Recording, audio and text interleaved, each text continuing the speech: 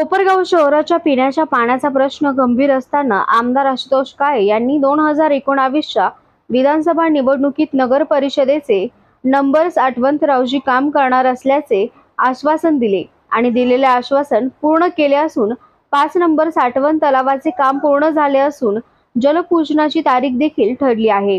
त्यामुळे कोपरगाव शहरात लवकरच पाणी पुरवठा सुरळीत होणार आहे। त्यामुळे कोपरगाव शहरवासींमध्ये आनंदाचे वातावरण आहे। गेल्या अनेक दिवसांपासून कोपरगाव शहरातील समाज माध्यमांतील विविध ग्रुपवर 5 नंबर साठवण तलावाचे लवकरच जलपूजन होणार असे व्हिडिओ व्हायरल होत असल्याने कोपरगाव शहरवासियांना याची उत्सुकता लागली होती। अखेर 5 नंबर साठवण तलावाच्या जलपूजनाची तारीख ठरली असून रविवार दिनांक 15 सप्टेंबर रोजी दुपारी 3 वाजता नगर परिषदेच्या येसगाव येथील 5 नंबर साठवण तलाव येथे आमदार आशुतोष काळे यांच्या हस्ते 5 नंबर साठवण तलावाचे जलपूजन होणार असून यासाठी नागरिकांनी उपस्थित राहावे असे आवाहन आज सोमवारी आमदार आशुतोष काळे यांनी साईबाबा तपोभूमी येथे पत्रकार परिषद घेऊन नागरिकांना केले आहे। कोपरगाव नगर परिषदेचा जी काही वाढीव पाणी पुरवठा योजना याचा सगळ्यात महत्त्वाचा प्रमुख भाग 5 नंबर तलावाचं काम हे आता पूर्णत्वाकडे जातंय। आता लवकरच त्याच्यामध्ये पाणी भरण्याला सुरुवात होईल आणि रविवारी दुपारी 3 वाजता त्या तलावाच्या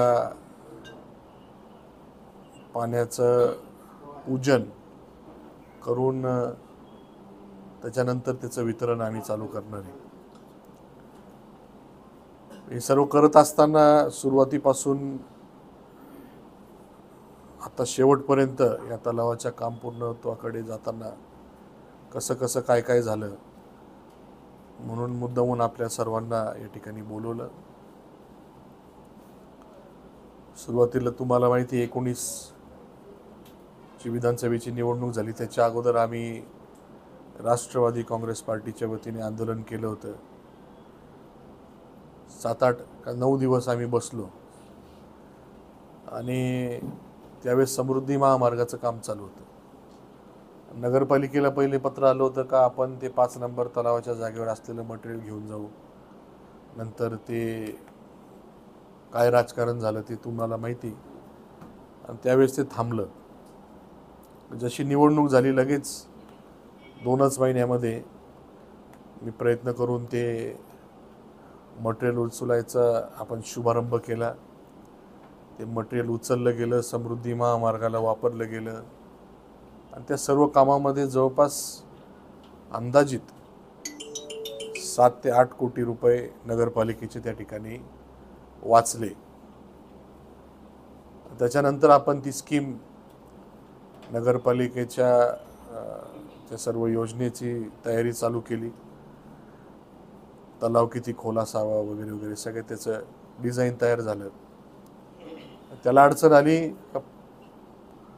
आपलं पाणी आरक्षण वाढीव करावं लागणार होतं।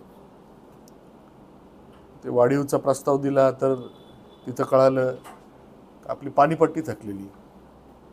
आता माझ्या मते तुम्ही बोलले होते का मला पाणीपट्टी थकल्याचं? तुम्ही बोलले होते? हां, तुम्ही बोलले होते।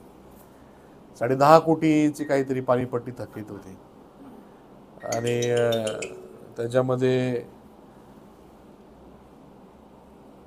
पाणीपट्टी थकीत असताना वाढीव पाणी आरक्षण मिळणं तर शक्यच नव्हतं। त्यामुळे त्या बाबतीमध्ये मी मीटिंग घेऊन नगरपालिकेला हप्ते पाडून देण्यासाठी इरिगेशनला विनंती केली। त्यांनी हप्ते पाडून दिले। नगरपालिकेने त्याच्यामध्ये ते हप्ते भरायला सुरुवात केली। त्याचा प्रस्ताव मग वाढीव पाणी आरक्षणाचा शासनाकडे पाठवून पहिले आरक्षित पाणी याच्यामध्ये वाढ केली।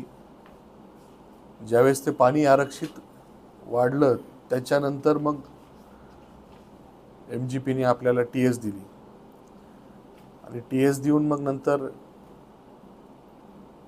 DMA शासन असा सगळा प्रवास होऊन माझ्या मते बजेटचं अधिवेशन होतं। त्याच्या काळामध्ये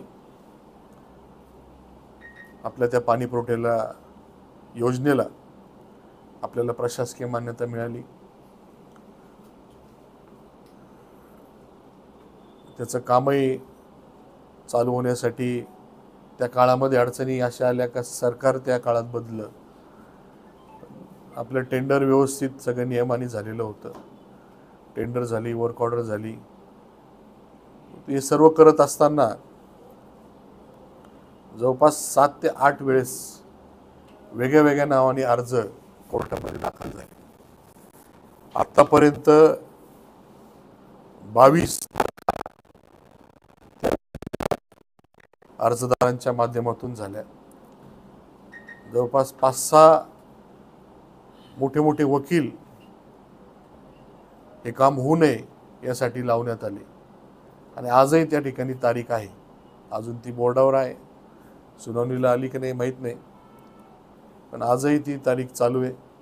अजून शेवटपर्यंत त्या ठिकाणी काम थांबेल कसं असाच प्रयत्न त्या ठिकाणी विरोधकांकडनं होतोय.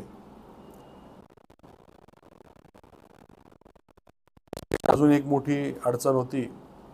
131 कोटीमध्ये 85% रक्कम ही राज्य शासनाच्या माध्यमातून दिली जाते आणि 15% रक्कम नगरपालिकेला त्यांचा हिस्सा म्हणून त्या ठिकाणी भरावी लागते. एका पहिल्या टप्प्यामध्ये ती रक्कम भरावी नाही लागली. पहिल्या टप्पा आला, त्याचं काम चालू झालं. पण जसे आता पहिल्या टप्प्यातलं काम संपलं, नगरपालिकेला ते भरावे लागणार होते. म्हणून ही अडचण लक्षात घेऊन शासनाकडून ती जी काही 20 कोटी रक्कम जी होती 15%ची ती नगरपालिकेला भरावी लागणार होती.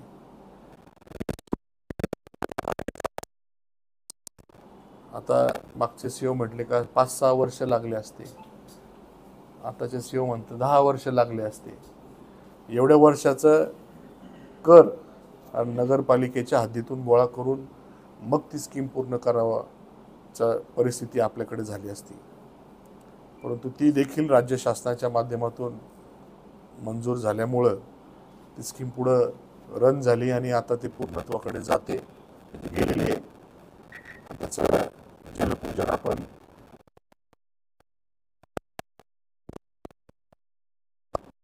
माझ्या सर्वांना आपल्याला विनंती का आपणही त्या ऐतिहासिक अशा कार्यक्रमाला उपस्थित राहावं आणि आपल्या माध्यमातून नागरिकांना, खास करून आपल्या सर्व ज्या माता भगिनी आहे यांना विनंती आहे का आपण सर्वांनी मोठ्या संख्येने त्या ठिकाणी उपस्थित राहावं. कारण महिलांना हा प्रश्न जास्त त्या ठिकाणी जाणवतो. घरामध्ये पाणी असणं नसणं सगळं नियोजन त्या करत असतात. आपण आपलं बाहेर इकडे फिर तिकडे आणि या अडचण महिलांची मी लक्षात घेऊन विधानसभेच्या निवडणुकीला ज्या ठिकाणी प्रचाराला जायचो, घरासमोर ठीक आहे, जिथे बंगले वगैरे आहे त्यांची काही अडचण नाही, ते टाक्या बिक्या बांधू शकतात, त्यांच्याकडे जागा आहे. म्हणून ज्या गरीब कुटुंबातले लोक आहे ज्यांच्याकडे मुळातच छोटीशी जागा आहे राहायला, रस्त्यावर टाकी त्यांना पर्यायच नव्हता. रस्त्यावर सगळीकडे दोन्ही बाजूने टाक्या दिसायच्या. अशी सर्व परिस्थिती माझ्या डोळ्यांनी पाहिली म्हणून मला ही परिस्थिती बदलावी वाटली आणि ती मला त्याचं समाधान आहे का मी आता बदलणारी. आणि म्हणून माझी सर्वांना विनंती आहे आपण त्या ठिकाणी उपस्थित राहावं आणि ऐतिहासिक क्षणाचं सुवर्ण क्षणाचं साक्षीदार व्हावं अशा प्रकारची विनंती करतो. बाकी तुम्हाला काही अजून प्रश्न असले तर तुम्ही विचारू शकता.